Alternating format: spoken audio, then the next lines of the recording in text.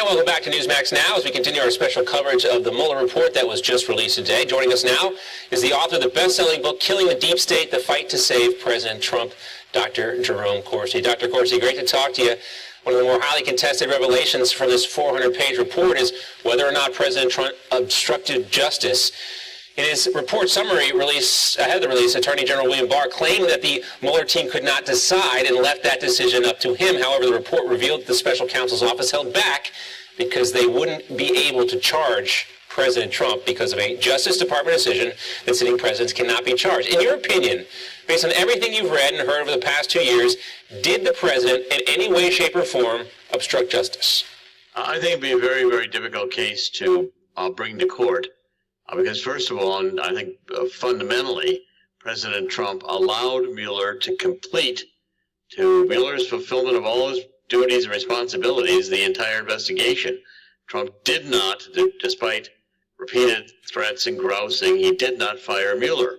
Secondly, despite, again, Trump's objections and being unhappy with the investigation, he completely cooperated.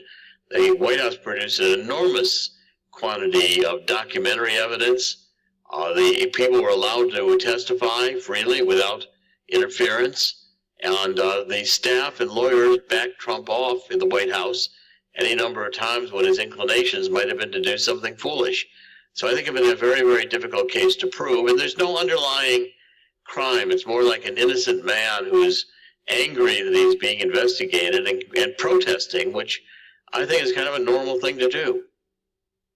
Yeah, you can understand why. I mean, when you're being invested by a guy like Robert Mueller, you can understand why President Trump would be frustrated. Based on your personal experience with this entire situation, Dr. Corsi, just wanted to ask you how you're feeling today now that this report is finally out. Well, I'm feeling pretty good, John. I mean, first of all, it's very clear I'm not going to be indicted, even though Mueller, even though they gave me a plea deal that they wanted me to plead to one charge on. And as in my most recent book, Silent No More, I explained, it was psychologically very abusive. I mean, these Mueller people were, I think, used prosecutorial misconduct techniques.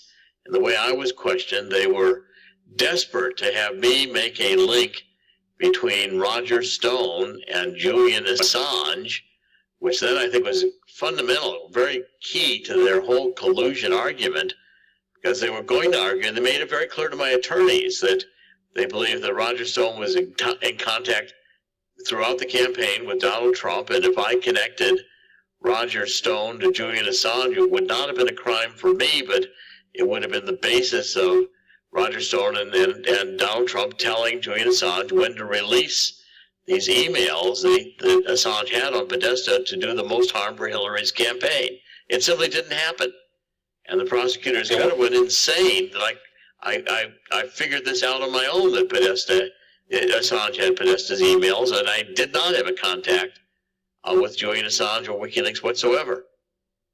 Yeah, and the report may have been good for you, but not good for Julian Assange, and now he's facing extradition back to this country. Do you think that he is being persecuted as a journalist, or do you think he's reaping what he's sown? Well, I really think that under New York Times v. U.S., the Pentagon Papers case, Julian Assange had a right to publish the Democratic National Committee emails. Now, Assange has not been indicted for anything to do with Russia or the emails or the 2016 campaign. It's an old case. And for trying to help Bradley Manning, now Chelsea Manning, hack into those computers. And in fact, what happened was the Department of Justice under Obama refused to prosecute, declined to prosecute Assange under First Amendment grounds. I think that's very important. I think the indictment, which I've read against Assange, is very weak, because while he offered to help with for Bradley Manning to crack passwords, it's clear from the indictment that Assange did not succeed.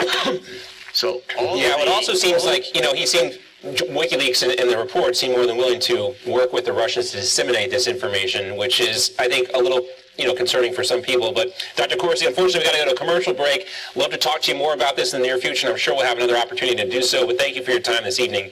Great to hear from you. Thanks, John. Look forward to it. Thank you. All right.